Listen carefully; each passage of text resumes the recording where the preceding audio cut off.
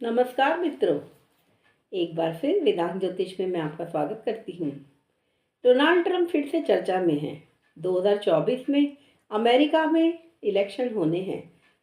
2017 से 2021 तक Donald Trump एक बार यूएसए के प्रेसिडेंट रह चुके हैं, लेकिन क्या इस बार फिर 2024 में वह प्रेसिडेंशियल इलेक्शन जीतेंगे? आइए जानते हैं इनकी कुंडली से। इनका जन्म 14 जून 1946 सुबह 10:55 पर जमाइका, न्यूयॉर्क में हुआ था। इस समय इनकी आयु 77 ईयर्स यानी 77 साल है। सिंह लगन की कुंडली है। लगन में मंगल बैठे हैं। बृहस्पति वक्री हैं, लेकिन दूसरे घर से 10वें घर को दृष्टि दे रहे हैं। तीसरा घर में कोई ग्रह नहीं है। चौथे घर में केतु और चंद्रमा की युति है। 10वें में दिग्बली सूर्य और राहु बैठे हैं। यह स्थिति दिखाती है कि इनके जन्म के दिन पूर्ण चंद्र ग्रहण था, फुल टोटल लूनर एक्लिप्स, जिसको ब्लड मून भी कहा जाता है। 11वें घर में मिथुन राशि में स्वराशि के बुध बैठे हैं। 12वें घर में शुक्र और शनि, जो कि दोनों ही वर्गोत्तम है, वह बैठे हैं कर्क राशि में। यह ग्रह स्थिति दिखाती है कि पंचम भाव में जब धनु राशि आती है और उसे बुध देखे तो व्यक्ति इकोनॉमिक्स या फाइनेंस पढ़ेगा। तो इन्होंने ग्रेजुएशन इकोनॉमिक्स में करी। 1968 में यह ग्रेजुएट हो गए। इसके बाद इनके विवाह हुआ। इनके 3 बार विवाह हुए हैं। विवाह के लिए हम सप्तम भाव देखते हैं। सप्तम भाव का स्वामी शनि है, जो 12वें घर में गया है। क्योंकि शुक्र विवाह का कारक ग्रह है और वह भी वर्गोत्तम है, इसलिए इनका संबंध, वैवाहिक संबंध विच्छेद हुआ और फिर विवाह हुआ। 3 विवाह यह कर चुके हैं। इनकी 5 संतानें हैं। पंचम पर बृहस्पति पंचमेश है, और अगर बृहस्पति की स्थिति अच्छी हो तो संतान अधिक होती हैं, और इनकी 5 संतानें हैं। एक शुभ ग्रह पंचम भाव को देख भी रहा है। शुभ ग्रह भाव भावेश कारक का प्रिंसिपल चलता है, और 5वां घर का स्वामी अपने से 10वें घर में बैठा है, इसलिए इनकी 5 संतानें हुई। ये एक टीवी पर्सनालिटी भी रहे हैं।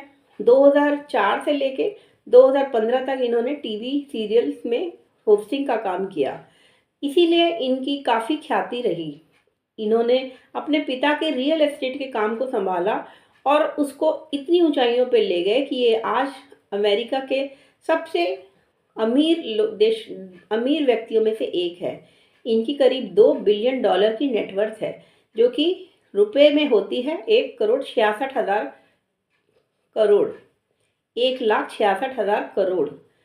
यह धन योगों के कारण ही कोई व्यक्ति इतना अमीर बन सकता है।